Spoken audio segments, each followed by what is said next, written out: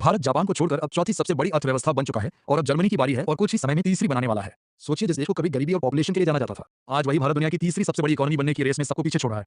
लेकिन सवाल यह है, भारत इतनी तेजी से आगे कैसे बढ़ रहा है और क्या सच में हम तीसरी पोजीशन तक पहुंच पाएंगे? स्टार्टअप बूम कर रहे हैं, हाईवे रिकॉर्ड स्पीड से बन रहे हैं और डिजिटल क्रांति दुनिया को हैरान कर रही है। मैन्युफैक्चरिंग, सेमीकंडक्टर, चिप्स, स्पेस और technology, food industries, service sector, सभी की डिटेल से बात करते हैं। आने वाले कुछ मिनट में आप जानेंगे वो सच जो शायद मीडिया आपको पूरी तरह नहीं बताता। कहते हैं कि भारतीय अर्थव्यवस्था हाथी की तरह है, इसे चलने में थोड़ा समय लगता है, लेकिन एक बार ये चलने लगे तो इसे रोका नहीं जा सकता। भारत पहले से ही आर्थिक महानता की राह पर है। हाल ही में जापान को पीछे छोड़कर 2025 में चौथी सबसे बड़ी अर्थव्यवस्था बन गया है और यह तो बस शुरुआत है।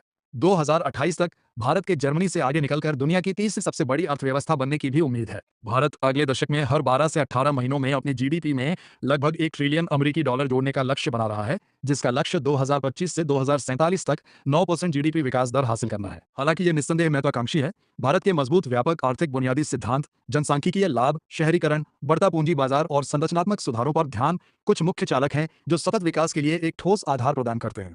बढ़ता शहरीकरण और इंफ्रास्ट्रक्चर डेवलपमेंट। शहरीकरण और इंफ्रास्ट्रक्चर डेवलपमेंट से मार्केट बढ़ने, प्रोडक्टिविटी बढ़ने, इन्वेस्टमेंट आकर्षित करने और लाखों नई नौकरियां पैदा होने की उम्मीद है। यह 2035 तक भारत की इकोनॉमिक ग्रोथ का मुख्य ड्राइवर होगा, जिससे शहर भारत की इकोनॉमिक तरक्की के मुख्य इंजन बन जाएंगे। भारत का शहरीकरण रेट, जो अगले दशक में अभी के 36% से बढ़कर 50% को पार करने की उम्मीद है, मेगा सिटी, मेगा रीजन और मेगा कॉरिडोर के बढ़ने से बढ़ेगा।